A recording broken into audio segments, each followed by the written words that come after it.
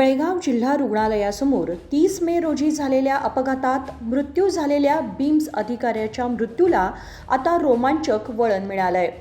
हा रस्ता अपघात नसून खून असल्याचं निष्पन्न झालं असून या खून प्रकरणात सहभागी असलेल्या 5 जणांना अटक करण्यात आली आहे, असे पोलीस आयुक्त इडा मार्टिन मार्ग्यान यांनी सांगितलं. बेळगाव येथील पोलीस आयुक्त कार्यालयात त्यांनी पत्रकारांशी संवाद साधला. बीम्स अधिकाऱ्याच्या निवृत्तीच्या आदल्या दिवशीच त्यांची हत्या झाली.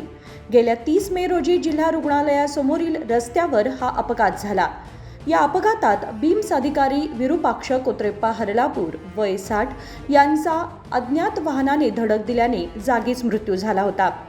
या रस्ता अपघात प्रकरणाच्या संबंधात बीम्स अधिकारी विरूपाक्ष यांचा भाऊ सुरेश हरलापूर यांनी त्यांच्या भावाचा वाहनाच्या अपघातात मृत्यू झाल्याची तक्रार दाखल केली. वाहतूक उत्तर स्टेशनचे PI चन्नगिरी यांनी गुन्हा दाखल करून तपास केला. त्यांनी CCTV फुटेज आणि इतर तांत्रिक पुरावे गोळा केल्याचे सांगितले.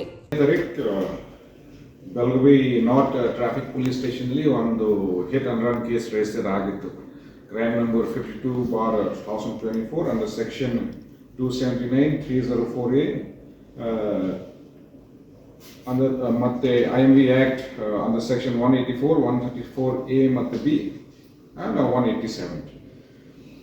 ಇದರಲ್ಲಿ ಒಬ್ಬರು ವಿಕ್ಟಿಮ್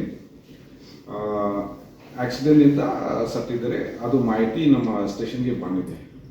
ಸೊ ಅದಕ್ಕೆ ಟ್ರಾಫಿಕ್ ನಾರ್ತ್ ಸ್ಟೇಷನ್ನಲ್ಲಿ ಒಂದು ಮರ್ಡರ್ ಕೇಸ್ ರಿಜಿಸ್ಟರ್ ಆಗಿದೆ. ಇದು ಘಟನೆ ಚೆನ್ನಮ್ಮ ಸರ್ಕಲ್ ಹತ್ತಿರನಲ್ಲಿ ಆಗಿದೆ. ಸೊ ಈ ಕೇಸ್ ರಿಜಿಸ್ಟ್ರೇಷನ್ ಮಾಡ್ಕೊಂಡು ನಮ್ಮ ತನಿಖಾ ಶುರು ಆಗಿದೆ. ಸೊ ಅದರಲ್ಲಿ ಒಂದು CCTV ಕ್ಯಾಮರಾ ಇದೆ.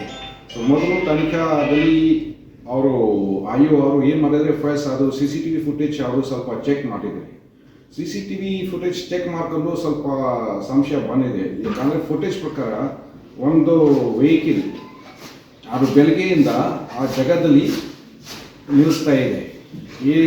ಇದು ಇನ್ಸಿಡೆಂಟ್ 10:30 ಬೆಳಗ್ಗೆ ಆಗಿದೆ. ಆದರೆ ಅದು ವೆಹಿಕಲ್ 7:30 ಚೆನ್ನಮ್ಮ ಸರ್ಕಲ್ ಸುತ್ತಮುತ್ತ ಅಲೆ ರನ್ನಿಂಗ್ ಆಗ್ತಾ ಇದೆ. ಸೊ ಆಮೇಲೆ ಅದು ವೆಹಿಕಲ್ ಡೀಟೇಲ್ಸ್ ತಗೊಂಡು ಮತ್ತು ಅದು ವೆಹಿಕಲ್ ಕೂಡ ಸ್ವಲ್ಪ ರಿಕವರಿ ಮಾಡಿದರೆ ಆಮೇಲೆ ಕನ್ಫರ್ಮ್ ಆಗಿತ್ತು ಇದು ವೆಹಿಕಲ್ ಇಂದ ಆಕ್ಸಿಡೆಂಟ್ ಆಗಿದೆ.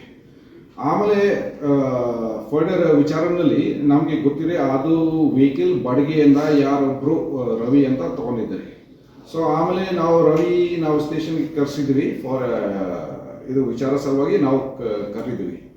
ಸೊ ಅವರು ಸ್ಟೇಷನ್ ಬಂದಾಗ ಇಂಟರ್ಗೇಷನ್ ಟೈಮ್ದಲ್ಲಿ ಅವರು ಮತ್ತೆ ನಮಗೆ ಇನ್ನೊಂದು ಮಾಹಿತಿ ಅವರು ಹೇಳಿದರೆ ಇದು ಆಕ್ಸಿಡೆಂಟ್ ಅಲ್ಲ ಅಂತ, ಇದು ಮರ್ಡರ್ ಇದೆ.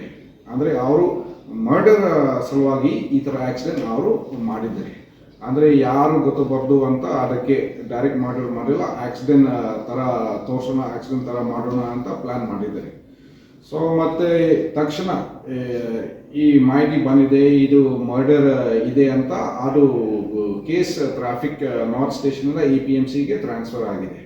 ಸೊ EPMC ಇದರಲ್ಲಿ ಮತ್ತೆ ಒಂದು ಮರ್ಡರ್ ಕೇಸ್ ರಿಜಿಸ್ಟರ್ ಆಗಿದೆ. Crime number 83/24 under section 302, 201, 120B, 149 ಮತ್ತು 109 ರಿಜಿಸ್ಟ್ರೇಷನ್ ಮಾಡ್ಕೊಂಡು ಅವರು ಮತ್ತು ಏನು ತನಿಖಾ ಅವರು ಮಾಡಿದ್ದಾರೆ. ಸೊ ತನಿಖಾ ಮಾಡಿಕೊಂಡು ಮತ್ತೆ ಏನು ಹೆಚ್ಚು ಮಾಹಿತಿ ನಮಗೆ ಬಂದಿದೆ. ಇದರಲ್ಲಿ ಮತ್ತೆ 6 ಆರೋಪಿಗಳು ಸರಿಗೆ 6 ಆರೋಪಿಗಳು ಇನ್ವಾಲ್ವ್ಮೆಂಟ್ ಕಾಣ್ತಾ ಇದೆ, ಎವಿಡೆನ್ಸ್ ಇದೆ ಅಂತ ಅದು ಬಂದಿದೆ. ಸೊ ಇದರಲ್ಲಿ ಮರ್ಡರ್ ಯಾಕೆ ಮಾಡಿದ್ದಾರೆ ಅಂತ ಅಂದರೆ ಯಾರೊಬ್ಬರು ಬಸವರಾಜ್ ಅಂತ ಅವರು ಮತ್ತೆ ವಿಕ್ಟಿಮ್ ಜೊತೆಗೆ ಸ್ವಲ್ಪ ಪರ್ಸನಲ್ ರೀಸನ್ನಿಂದ ಸ್ವಲ್ಪ ಪ್ರಾಬ್ಲಮ್ ಇದೆ. ಸೊ ಅವರು ಪ್ರಕಾಶ್ ರಾಥೋರ್ಗೆ ಇನ್ನೊಬ್ಬರು ಆರೋಪಿ ಅವ್ರಿಗೆ ಮತ್ತೆ ಸುಪಾರಿ ಕೊಟ್ಟಿದ್ದಾರೆ, ದುಡ್ಡು ಕೂಡ ಕೊಟ್ಟಿದ್ದಾರೆ, ಎಲ್ಲ ಮಾಡಿದ್ದಾರೆ. ಅವರು ಮತ್ತೆ ಅಕ್ಯೂಸ್ ಅವರು ಏನು ಮಾಡಿದ್ದಾರೆ, ಅವರು ಮತ್ತು ಅವ್ರ ಫ್ರೆಂಡ್ಸ್ ಜೊತೆಗೆ ಮತ್ತೆ ಪ್ಲಾನಿಂಗ್ ಮಾಡಿದ್ದಾರೆ. So they have taken vehicle, ಯಾರೊಬ್ಬರು ಓನರಿಂದ ಅವರು ಬಾಡಿಗೆ ತಗೊಂಡು ಮತ್ತೆ ಈ ಥರ ಮಾಡಿದ್ದಾರೆ. ಸದ್ಯಕ್ಕೆ ಈಗ 6 ಆರೋಪಿಗಳು ಈಗ ಅರೆಸ್ಟ್ ಆಗಿದೆ. ಮತ್ತೆ ತನಿಖೆ ಕೂಡ ಇನ್ನೂ ನಡೀತಾ ಇದೆ. ಮತ್ತೆ ನಾವು ಈಗ ಚೆಕ್ ಮಾಡಬೇಕು ಇದರಲ್ಲಿ ಮತ್ತೆ ಬೇರೆ ಇನ್ವಾಲ್ವ್ಮೆಂಟ್ ಏನು ಇದೆಯೋ ಅದು ನಡೀತಾ ಇದೆ. ಅವ್ರ ಹೆಸರು ಅವ್ರು ಹೇಗೆ ಬೈಕಲ್ಲಿ ಹೋಗ್ತಿರ್ತಾರ ಅಥವಾ ಇಲ್ಲ, ಅವರು ನಾಡ್ಕೊಂಡು ಬರ್ತಾ ಇದ್ದಾರೆ. ಅವ್ರ ಹೆಸರು ವಿರೂಪಾಕ್ಷ, 60 years. ಏನು ವರ್ಕ್ ಮಾಡ್ತಾರೆ? ಅವರು ಚೀಫ್ ಫಾರ್ಮಸಿ ಆಫೀಸರ್ ಬಿಮ್ಸ್ದಲ್ಲಿ ಕೆಲಸ ಮಾಡ್ತಾ ಇದ್ದಾರೆ. ಇನ್ನೂ ಅಂದ್ರೆ ವರ್ಕಿಂಗ್ ಇದ್ದಾರೆ? ಹೌದು. ಲಾಸ್ಟ್ ಇನ್ನೊಂದು ದಿನ ಆದ್ರೂ ಅವ್ರದ್ದು ರಿಟೈರ್ಮೆಂಟ್ ಇರುತ್ತೆ. ಹೌದು, ರಿಟೈರ್ಮೆಂಟ್ ಆಕ್ಚುಲಿ ಬರ್ತಾ ಇದೆ. ಇನ್ನು ಬಹುಶಃ ಬರೀ 1 ದಿವಸ 2 ದಿವಸ ಅಷ್ಟೇ ಬಾಕಿ ಇದೆ. ಮತ್ತೆ ಇದರಲ್ಲಿ ನಮಗೆ ಮತ್ತೆ ಯಾಕೆ ಏನು ಸಂಶಯ ಜಾಸ್ತಿ ಬಂದಿದೆ, ಆ ಸೇಮ್ ವಿಕ್ಟಿಮ್ 5 months ಬ್ಯಾಕ್ ಇನ್ನೊಂದು ಆಕ್ಸಿಡೆಂಟ್ ಆಗಿದೆ. ಇದರಲ್ಲಿ ಕೂಡ ಅವರು ಹೀಗೆ ಟ್ರೈ ಮಾಡಿದ್ದಾರೆ, ಆದರೆ ಆವಾಗ ಅವರು ಸತ್ತಿಲ್ಲ, ಸ್ವಲ್ಪ ಇಂಜರಿ ಆಗಿತ್ತು, ಎಲ್ಲ ಟ್ರೀಟ್ಮೆಂಟ್ ಮಾಡಿ ಮತ್ತೆ ಹಾಗೆ ಕ್ಲೋಸ್ ಆಗಿದೆ. ಸೊ ಮತ್ತೆ ನಮಗೆ ಮತ್ತೆ ಸಂಶಯ ಬಂದಿದೆ, ಹೇಗೆ ಬರೀ ಒಬ್ಬರು ಮಂದಿ ಮೇಲೆ ಈ ಥರ 2-3 ಸತಿ ಈ ಥರ ಆಗ್ತಾ ಇದೆ. ಸೊ ಅದಕ್ಕೆ ನಾವು ಕೂಡ ಇದು ಎಲ್ಲ CCTV ಫುಟೇಜ್ ನಾವು ಮತ್ತೆ ಸ್ವಲ್ಪ ಜಾಸ್ತಿ ವಿಚಾರ ಮಾಡಿದ್ವಿ. ಸೊ ಫುಟೇಜ್ ಯೂಶ್ವಲಿ ಆಕ್ಸಿಡೆಂಟಲ್ಲಿ ಈಗ ಬಹುಶಃ ಆಕ್ಸಿಡೆಂಟ್ 10 ಗಂಟೆ ಆಗಿದ್ರೆ ಬಹುಶಃ ನಾವು 9:30 to 10:30ವರೆಗೆ ನಾವು ಫುಟೇಜ್ ಚೆಕ್ ಮಾಡ್ತಾ ಇದ್ವಿ. ಇದರಲ್ಲಿ ಮತ್ತೆ ನಾವು ಸ್ವಲ್ಪ ಸಂಶಯ ಬಂದಿದೆ, ಅದಕ್ಕೆ ನಾವು ಮತ್ತೆ 5 o'clock ಇಂದ ಎಲ್ಲ ಫುಟೇಜ್ ಚೆಕ್ ಮಾಡಿದ್ವಿ. ಇದು ಫುಟೇಜ್ ಚೆಕಿಂಗ್ ಮಾಡುವಾಗ ನಾವು ನೋಡಿದ್ವಿ, ಒಂದು ವೆಹಿಕಲ್ 7:30 AM ಇಂದ ಈ ಜಾಗದಲ್ಲಿ ಬಂದಿದೆ, ಮತ್ತು ಅದು ಸೇಮ್ ವೆಹಿಕಲ್ ಆಕ್ಸಿಡೆಂಟಲ್ಲಿ ಇನ್ವಾಲ್ವ್ಮೆಂಟ್ ಆಗಿದೆ. ಸೊ ಅದು ಆಗಿದೆ. ಈ ವಿರೂಪಾಕ್ಷ ಅಂತ ಹೇಳಿದ್ರಲ್ಲ, ಅವ್ರ ರಿಲೇಷನ್ ಯಾರಾದ್ರೂ ಸರ್ ಇನ್ವಾಲ್ವ್ ಇದ್ದಾರೆ? ಬಸವರಾಜ್ ಅವರು ಮತ್ತು ವಿರೂಪಾಕ್ಷ ಜೊತೆಗೆ ರಿಲೇಟಿವ್ ಇದ್ದಾರೆ. ಅವ್ರ ವೈಫ್ ಏನೋ ಇನ್ವಾಲ್ವ್ಮೆಂಟ್ ಇದೆಯಾ ಸರ್? ವಿರೂಪಾಕ್ಷ ವೈಫ್ ಅದು ತನಿಖೆ ಏನು ನಡೀತಾ ಇದೆ. ನಾವು ಸ್ವಲ್ಪ ಎವಿಡೆನ್ಸ್ ನಾವು ಸರ್ಚ್ ಮಾಡ್ತಾ ಇದ್ವಿ. ಸೊ ಅದು ನೋಡಬೇಕು, ಯಾಕಂದರೆ ಏನು ಇನ್ವಾಲ್ವ್ಮೆಂಟ್ ಇದೆಯಾ, ಹೇಗೆ ಇನ್ವಾಲ್ವ್ಮೆಂಟ್ ಇದೆ, ಅದು ಇನ್ನೂ ಕ್ಲಿಯರ್ ಬಂದಿಲ್ಲ ನಮಗೆ. ಒಂದಿನ ರಿಟೈರ್ಮೆಂಟ್ ಬಿಫೋರ್ ಮರ್ಡರ್ ಮಾಡಿ ಮಗನ್ನ ಅಲ್ಲಿ ಕೆಲಸಕ್ಕೆ ಹಚ್ಚಬೇಕು, ಅದು ಪ್ಲಾನ್ ಇದೆ. ಅಂದರೆ ಅವರು ಸತ್ತಿದ್ರೆ ಮತ್ತೆ ಕಾಂಪಿಟೇಷನ್ ಗ್ರೌಂಡ್ಸ್ ಇಂದ ಅವರ ಮಕ್ಕಳಿಗೆ ಆಲೆ ಕೆಲಸ ಸಿಗುತ್ತೆ, ಅದು ಕೂಡ ಒಂದು ಉದ್ದೇಶ ಇದೆ. ಅದೇನಾದ್ರೂ ಪ್ರೂವ್ ಆಗಿದೆ ಸರ್ ಕೇಸಲ್ಲಿ, ಅಥವಾ ತನಿಖೆ ಹಂತದಲ್ಲಿ ಏನಾದ್ರು ಬಂದಿದೆ ಆ ರೀತಿ ಮಾಡಿ? ಈಗ 100% ಆದರೆ ಯಾವುದು ಬಂದಿಲ್ಲ. ಈಗ ಹೇಳಿಕೆ ಅವರು ಹಾಗೆ ಕೊಟ್ಟಿದ್ದಾರೆ, ಮತ್ತೆ ನಾವು ಬೇರೆ ಈಗ ಸರ್ಚ್ ಮಾಡಬೇಕು, ಈಗ ತನಿಖೆ ಮಾಡಬೇಕು. ಇದು ಮರ್ಡರ್ ಕೇಸ್ ಯಾವಾಗ 4ನೇ ತಾರೀಕು ಆಗಿದೆ. 4ನೇ ತಾರೀಕು ಮತ್ತೆ ನಾವು ಆಗಲೇ ಕೌಂಟಿಂಗ್ ಸೆಂಟರ್ದಲ್ಲಿ ಬಿಸಿ ಇದ್ವಿ. ಸೊ ಬರೀ ನಿನ್ನೆಯಿಂದ ಅದು ಸ್ವಲ್ಪ ತನಿಖೆ ಜಾಸ್ತಿ ಆಗಿದೆ. ಸೊ ಸ್ವಲ್ಪ ಈಗ ಬಹುಶಃ ನನ್ನ ಪ್ರಕಾರ ಈಗ ಬಹುಶಃ 85-90% ಕ್ಲಾರಿಟಿ ಬಂದಿದೆ ನಮಗೆ, ಆದರೆ ಏನು ಮಾಡಬೇಕು. ಹೆಂಡತಿ ಏನಾದರೂ ಇಂಟ್ರಾಕ್ಷನ್ ಮಾಡಿದ್ದಾರೆ ಈಗ ಅವ್ರಿಗೆ ಕೂಡ ನಾವು ಸ್ವಲ್ಪ ಎನ್ಕ್ವೈರಿ ಮಾಡಿದ್ವಿ, ಮತ್ತೆ ಏನು ಮಾಡಬೇಕು. ಈ ಸುಪಾರಿ ಎಷ್ಟು ಕೊಟ್ಟಿದ್ರು ಸರ್? ಸುಪಾರಿ 10 ಲಕ್ಷ ಕೊಟ್ಟಿದ್ದಾರೆ. ಪೇ ಆಗಿತ್ತಾ ಎಲ್ಲ? ಪೇಮೆಂಟ್ ಆಗಿದೆ, ಪೇಮೆಂಟ್ ಕೂಡ ಆಗಿದೆ, ಮತ್ತೆ ಈಗ 4 ಲಕ್ಷ ಅದು ರಿಕವರಿ ಆಗಿದೆ. ಇವರೆಲ್ಲ ಸುಪಾರಿ ಕಿಲ್ಲರ್ಸ್ ಅಥವಾ ಹೆಂಗೆ ಸರ್ ಇವರು? ಪ್ರಕಾಶ್ ಅಂತಿದೆ, ಅವ್ರೇನು ಸುಪಾರಿ ತಗೊಂಡಿದ್ದಾರೆ?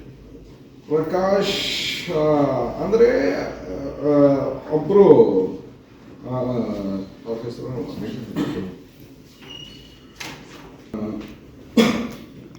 ಸ್ನೇಹ, ಹೂಸ್ ದ ರೌಡಿ ರವಿ, ಒಬ್ಬರು ರವಿ ಅಂತ.